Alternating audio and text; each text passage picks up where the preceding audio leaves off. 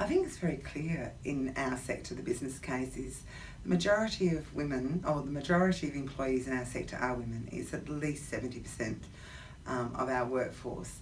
And traditionally in very low paid positions, as you could say, in the childcare and the nursing industry, but we still see at the top level jobs and in the CEO positions, predominantly it's men holding those jobs. So there's an inequity there that needs to be rectified.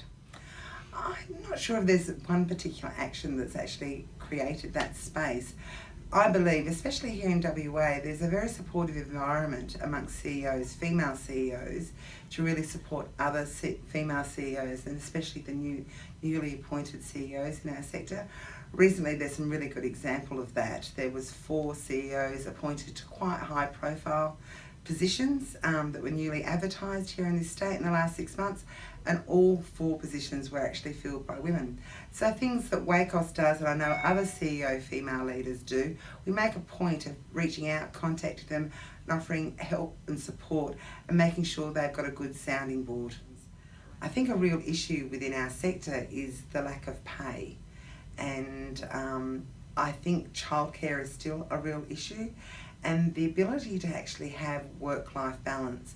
So within my industry, you're still expected to often be at the desk and be at the table at least between 9 to 5, if not longer hours. Therefore, one of the impacts I think it is that we haven't been early adopters of technology, and for people to be able to work the flexibility and work their hours, I think that's it's not having a big impact of sort of closing that gap of female CEOs, because some of the decision making is actually still predominantly being made by males, and we're still seeing there's definitely a pipeline of women. There's definitely the skills and expertise are there, and what we're actually seeing as what is valued as a CEO or valued in senior executive roles is still very much balanced in the traditional thinking, and sort of you've had to have a certain amount of expertise or experience at the highest level to be able to award those positions where, and we often say it's actually based on merit, but I think we actually have to be much more innovative in our thinking about seeing the skill set that women actually bring to these roles. I strongly believe we are seeing a renewed focus in this. At a state government level, we were really pleased that Minister McGurk was appointed for women's interest, and we're starting to see some of these initiatives coming through the state government. Last week they launched On Board, which is a really fantastic initiative of supporting women to actually get on the WA government boards. Again, I think the state government have a real obligation, and they can show real leadership in this space about the number of women who actually sit on very important state government boards, and for them to be truly successful, and I think they will be much more successful if they have more women sitting on those boards. So there's some of the great initiatives we're seeing come through. I think also initiatives like Our Watch, which is really based on family and domestic violence. Again, it's an initiative, we're very, very supportive of that, because at the base of family and domestic violence is sexism.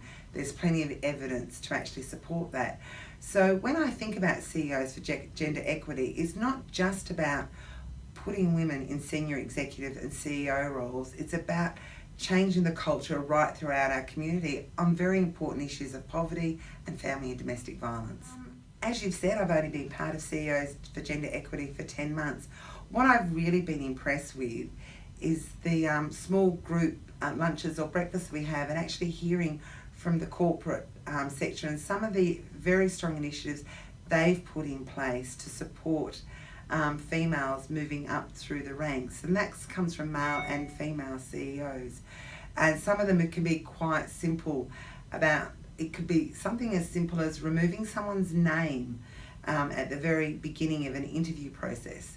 So you don't know one's gender, therefore your unintentional biases often are removed in that particular point in time. So I've been really impressed with those lunches and breakfasts, and sort of learning from colleagues about what are some of the practical solutions we can bring into our workplace.